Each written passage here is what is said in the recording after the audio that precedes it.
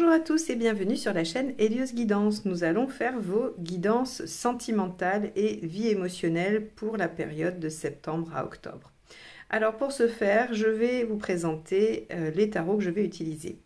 Toujours le portail des 12 d'Alias Kay pour les cartes signes que je mets en haut à gauche, le tarot de Marseille de chez Grimaud pour la carte des arcades majeures qui va donner la tonalité du tirage relationnel. Je ferai ce tirage relationnel avec le Spirit Animal Tarot. Et ensuite, je passerai au tirage de vie émotionnelle qui correspond plus à ceux qui font une démarche personnelle dans la vie émotionnelle ou qui sont célibataires. J'utiliserai donc les arcades majeures du tarot de l'amour pour faire ce tirage. Je vous rappelle que j'ai une session de formation qui démarre le 6 septembre. Alors peut-être que vous écouterez cette vidéo après, mais en tout cas elle démarre le 6 septembre pour une sur les arcades majeures à l'endroit. Et j'ai un week-end sur le 16-17 septembre. Donc si vous voulez vous former aux arcades majeures, n'hésitez pas, c'est en visio avec moi. Et si vous voulez faire ça tranquillement de chez vous, il y a une promotion sur mes formations en autonomie, sur la totalité des formations. Vous aurez le lien pour avoir cette réduction juste en dessous de la vidéo. Donc suivez bien le lien car c'est le lien qui vous donne droit à la réduction. Si vous allez directement sur le site, vous n'aurez pas la réduction. Donc voilà, n'hésitez pas, c'est la rentrée. Peut-être que vous avez envie de vous remettre la tête dans l'apprentissage du tarot. Ok, alors ceci étant dit, comme d'habitude je remercie mes nombreux abonnés et ceux qui se rajoutent tous les mois. Vous faites grandir la chaîne, c'est grâce à vous que je peux continuer à vous proposer ces guidances gratuites tous les mois, aussi bien générales que sentimentales. Donc merci infiniment et évidemment si vous ne l'avez pas encore fait, je vous encourage à cliquer sur le petit bouton abonner et la clochette pour recevoir les notifications. Eh bien je crois qu'on va pouvoir passer à votre tirage. Les Vierges, allons voir ce que vous réserve cette période septembre-octobre dans le tirage relationnel.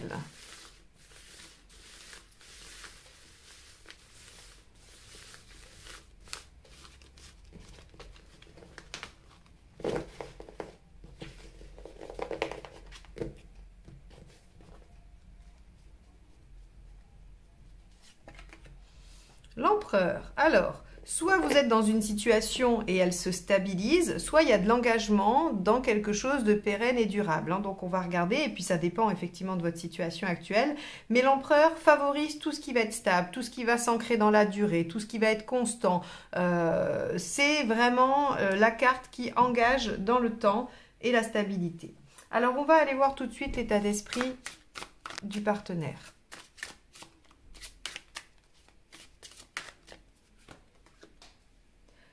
Ok, 7 d'épée.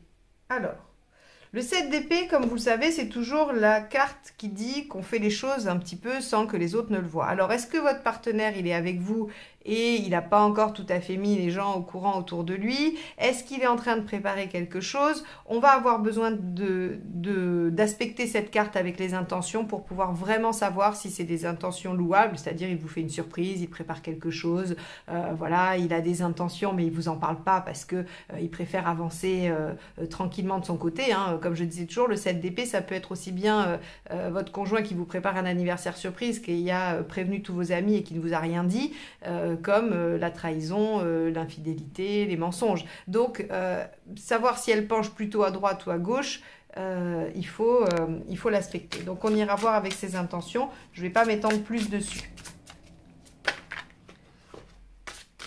Allez. Vous êtes comment? 2 d'épée. Ok. Bon, et bien alors les Vierges, qu'est-ce qui se passe? 2 d'épée, on a du mal à voir où on va, on a du mal à voir les perspectives, on a l'impression d'être un peu à l'arrêt, dans l'inertie.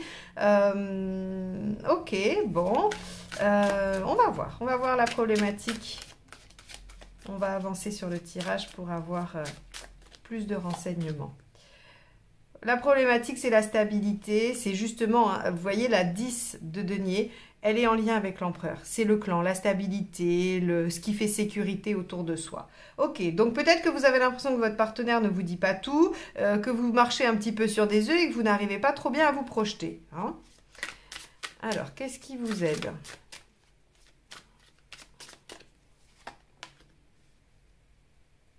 De passer à l'action. Ok, alors que vous êtes plutôt un peu dans l'expectative, hein. Avec le 2 d'épée, on n'est pas dans une phase active, on est plutôt dans un état d'esprit de j'attends de voir et j'essaye de comprendre ou j'essaye de... Ouais, j'essaye d'avoir un peu les infos. Alors qu'on vous dit ce qui vous aide, c'est l'as de bâton, c'est de vous mettre en mouvement, c'est d'avancer. Alors, il va falloir élucider quand même ce 7 d'épée avant, hein, parce que se mettre en mouvement, dans quel sens? Alors, ah oui, c'est vrai que ces cartes sont grandes, qu'elles prennent toute la place. Est-ce que vous les voyez bien, vous? Oui, ça va? Bon. Alors, donc, ce qui ne vous aide pas, 6 de bâton. De ne pas vous bagarrer, de ne pas vous lancer dans la bataille, hein, de ne pas s'engager. Vous savez, le 6 de bâton, c'est je pars en guerre, hein, je décide de partir en guerre, mais je serai victorieux. Le 6 de bâton assure la victoire. Donc là, on vous dit, c'est dommage de ne pas vous mettre en mouvement, de rester un peu en retrait dans l'expectative, parce que votre conjoint semble discret, on va dire ça pour l'instant, parce que visiblement, quand même, on a potentiellement quelque chose de stable ou d'engageant qui peut sortir sur cette période. Allez, ben on va aller voir l'intention du partenaire. Ça va bien nous aider à comprendre son 7 d'épée, là. Ok. Alors, c'est plutôt positif, d'accord? Le 7 d'épée, ici, il vient nous dire que le partenaire ne déploie encore pas tout, hein, parce qu'il a l'intention de développer le potentiel de la relation ou de ce qu'il y a, ou d'un projet entre vous. Potentiel de la relation ou d'un projet. Parce que si vous êtes déjà ensemble depuis longtemps, le potentiel de la relation, vous le connaissez, mais peut-être d'un projet que vous faites ensemble. Voilà. Donc l'as de denier, c'est vraiment, je sais que j'ai une opportunité, je sais qu'il y a du potentiel et j'ai l'intention de tout mettre en œuvre pour que ça se développe. Seulement, vous n'êtes pas au courant de ça, ou il ne le dit pas clairement. Il fait les choses, mais sans que vous puissiez vous en rendre compte ou les voir. Vous en rendre compte, pardon, ou les voir. Donc, c'est peut-être ça qui vous pose un problème de stabilité et d'ancrage, hein, et que vous êtes un petit peu flou. Alors, vous, votre intention.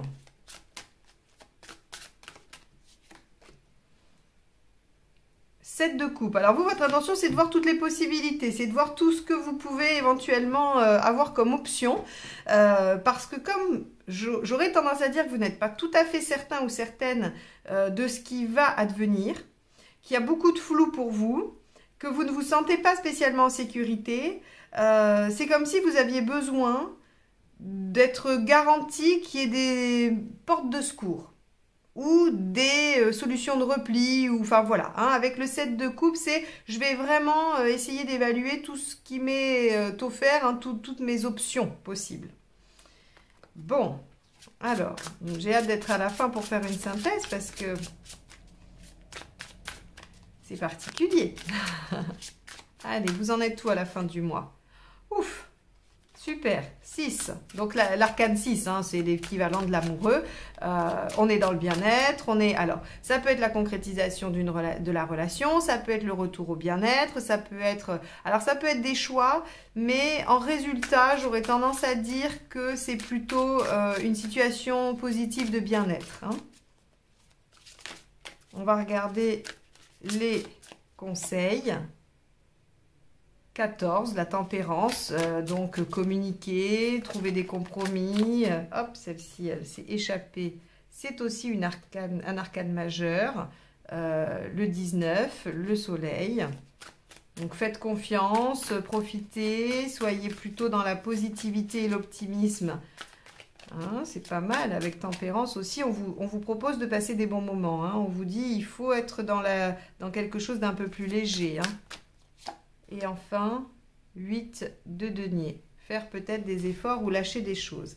Alors, ce que nous dit ce tirage, c'est que vous semblez être un peu perdu, ou en tout cas de ne pas avoir tous les tenants et les aboutissants de la situation avec votre partenaire. Parce que votre partenaire reste un peu discret, un peu secret sur ses intentions, je pense, ou sur ce qu'il fait.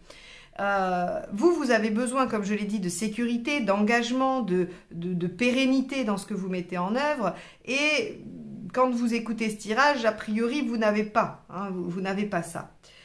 Mais ce que nous apprend cette guidance, c'est que ce partenaire, il a quand même l'envie de développer le potentiel qui existe entre vous, ou le potentiel du projet que vous espérez ensemble.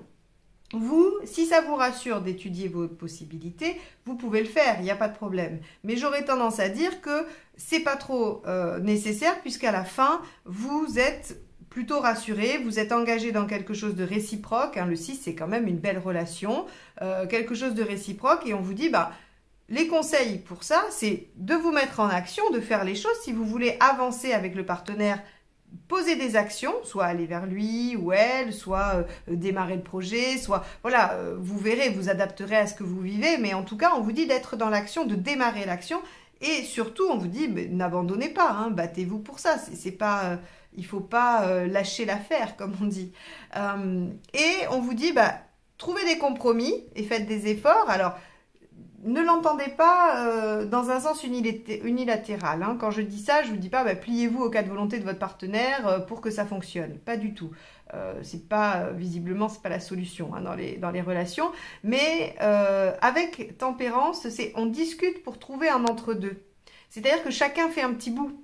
Hein. S'il y a des désaccords, s'il y a des choses qui semblent incompatibles, si chacun fait un petit pas vers l'autre, on peut trouver une solution intermédiaire qui montre que chacun y met du sien pour avancer et faire des efforts.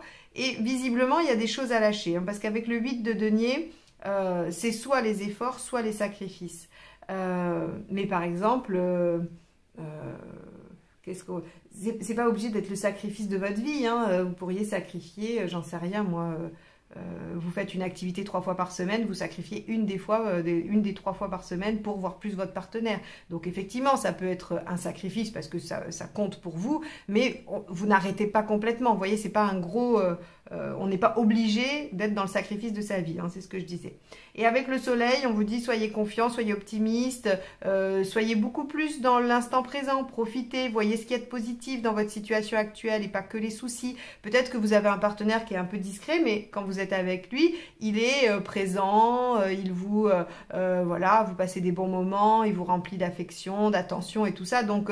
peut-être être moins suspicieux ou suspicieuse, ou voilà, ce genre de choses. Hein.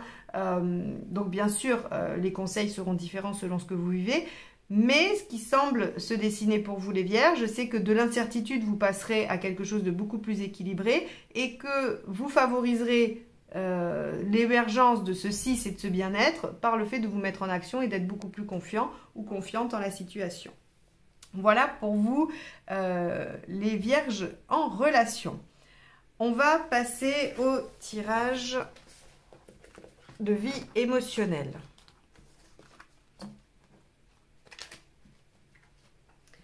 Hop, on va enlever ça. Alors, tirage de vie émotionnelle, on va aller voir ce qui se passe pour vous qui êtes en démarche de travail personnel sur l'affect ou bien qui êtes célibataire.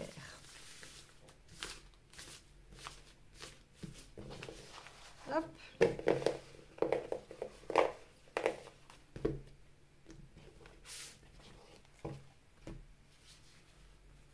Alors, votre état d'esprit. Le mât. Ce que vous souhaitez. L'empereur inversé. Bah oui, c'est un peu cohérent. Pourquoi vous n'y arrivez pas? 11 à l'envers, la force à l'envers. Ce qu'il faut faire pour y arriver, la lune. L'issue à court terme, la maison du inversé, tant mieux. Et à plus long terme, le pendu, lui, à l'endroit. Alors, je donne les... Selon les tarots, ils mettent des noms différents. Vous voyez, le mât, ils l'ont appelé le commencement. La force, ils l'ont appelé l'ordre divin. Le pendu, ils l'ont appelé le renversement. Je n'utilise pas les dénominations des autres tarots. Je garde les vrais noms. Hein. Donc, ne vous étonnez pas si le nom que je prononce n'est pas équivalent à ce que vous pouvez lire sur la carte. Voilà. Parenthèse. Alors, donc, votre état d'esprit, le mât, envie de nouvelles directions. On a envie d'une nouvelle page de vie, d'aventure, de se libérer de certaines choses. Hein.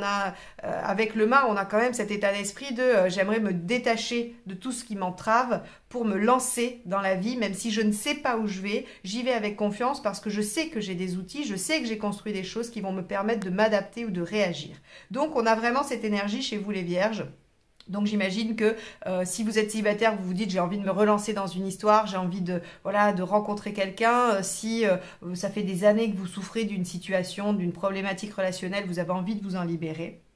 Et vous avez ce que vous voulez, c'est changer les bases. C'est-à-dire que avec l'empereur inversé, on va déstabiliser ce qui est ancré depuis longtemps. Donc, ça veut dire qu'on va modifier notre socle. Alors oui, ça déstabilise, mais on va remanier. Hein. C'est plutôt du remaniement.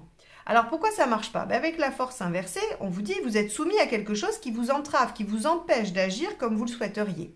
Ça peut être soit vous n'avez pas le temps de chercher à rencontrer quelqu'un parce que vous êtes noyé sous le travail, ou vous avez des soucis d'autres ordres, hein, dans d'autres domaines. Mais en tout cas avec la force, on vous dit déjà l'énergie elle est un peu basse et puis il y a quelque chose qui vous plombe, qui vous retient, qui vous entrave, qui vous contraint. Donc c'est pas si simple que ça. Hein. On a une envie qui est en contradiction avec les possibilités sur cette période. Alors, on vous dit, il y a peut-être une solution, c'est la Lune.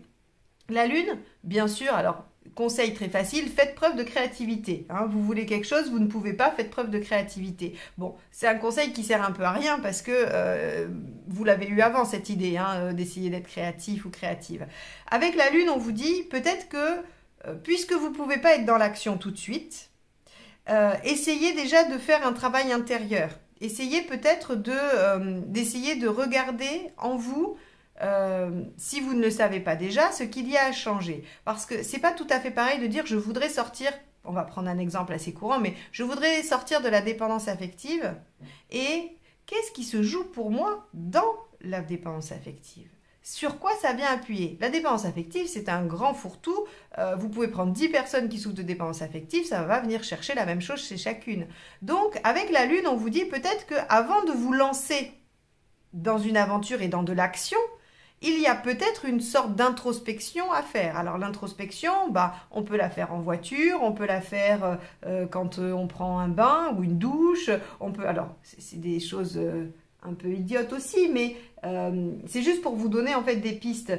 Il n'y a pas besoin d'aller faire une méditation d'1h30 pour faire une intériorisation. Bien sûr que je ne vous dis pas que vous pouvez méditer le temps d'aller aux toilettes, c'est peut-être un peu court, mais en tout cas, il y a peut-être quand vous cuisinez, quand vous faites des tâches répétitives, quand vous faites votre ménage, quand vous faites des choses en fait qui ne demandent pas une sollicitation intellectuelle parce que vous êtes sur une tâche un peu automatisée, vous pouvez profiter de ça pour aller chercher, vous questionner ou même peut-être écouter une vidéo qui va vous amener à mettre le doigt sur une problématique ou ce genre de choses. Mais on vous dit, puisque vous semblez contraint ou contrainte actuellement et que vous ne pouvez mettre en œuvre ce nouveau mouvement, eh bien, essayez d'abord de travailler sur l'intériorité. Parce que finalement, ça vous aidera. C'est comme si vous commenciez un peu la démarche, mais de façon intérieure.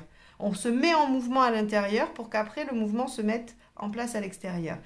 Alors, ce que ça provoque, c'est le 16 inversé. La maison Dieu inversée, elle est très bien, elle vous dit que on évite les situations difficiles, on évite les catastrophes. Donc, à mon avis, vous allez éviter le burn-out, hein, c'est un peu ça. C'est-à-dire que si vous êtes soumis à quelque chose et que vous voulez quand même à toute force vous lancer, peut-être que vous allez en faire trop, vous fatiguer, vous épuiser. Et donc, on vous dit, non, si vous restez dans quelque chose d'assez intériorisé, ça vous évite les problématiques, ça vous évite de... Voilà, alors je dis les catastrophes avec la 16 parce qu'on dit toujours que la 16 est une catastrophe, mais en tout cas, ça évite de se mettre mal et on reste dans quelque chose en sécurité. Hein. Quand la maison Dieu est inversée, c'est je ne prends pas de risque. Je ne prends pas de risque et je reste en sécurité et surtout, ça parle aussi de tout ce qui est l'intérieur, hein, s'occuper de soi, de son foyer, de son monde intérieur. Et ça vous amène à quoi? Alors le pendu, bien sûr, on pourrait dire... c'est le blocage. Non, le pendu, c'est ça m'amène à voir les choses sous un autre angle. Et ça, c'est vraiment bien parce que là, avec le mât, il y a quand même une notion de je me lance sans réfléchir. Parfois, c'est très bien, il n'y a pas de souci. Parfois, il faut juste se dire, allez hop, 1, 2, 3, on saute. Mais là, on vous dit, de passer par cette phase d'intériorisation, de réflexion, puisque vous ne pouvez pas forcément être dans l'action, ça va déjà vous éviter des déconvenus. Et en plus, ça vous amène à voir les choses sous un autre angle. Et peut-être que cet autre angle, il vous amènera un autre désir, une autre volonté, et que vous ne serez pas obligé peut-être de tout remanier complètement. Peut-être que vous étiez aussi sur une fausse piste ou sur une piste erronée de ce qu'il y avait à changer. Donc, on vous dit finalement que si on vous surcharge, c'est un peu l'univers qui vient vous dire, non, en fait, c'est pas le moment de se lancer dans l'action, c'est plutôt une phase de réflexion parce que là, l'action ne serait pas bien dirigée ou ne serait pas judicieuse. Et il faut d'abord arriver à modifier une vision de la situation avant d'être en capacité de se mettre en action. Donc, ce qu'on vous dit sur cette période, hein, septembre-octobre, c'est plutôt de passer par quelque chose de réflexif, d'intérieur. Alors, bien sûr, d'être créatif, hein, vous pouvez passer par la créativité artistique ou autre pour développer cette réflexion. Vous trouverez le moyen, il n'y a pas de problème, c'est chacun a sa façon de faire. Il faut juste trouver celle qui correspond, hein. Il n'y a pas de bonne ou de mauvaise méthode. C'est vraiment chacun trouve ce qui lui convient. Mais voilà, on vous dit, vous voulez une nouvelle page, ouvrir une nouvelle page de vie, vous lancer dans une nouvelle aventure. Étant donné que la vie ne vous en laisse pas trop l'opportunité, réfléchissez et vous verrez la situation différemment à la fin de cette période-là, ce qui vous permettra d'ajuster au mieux vos actions.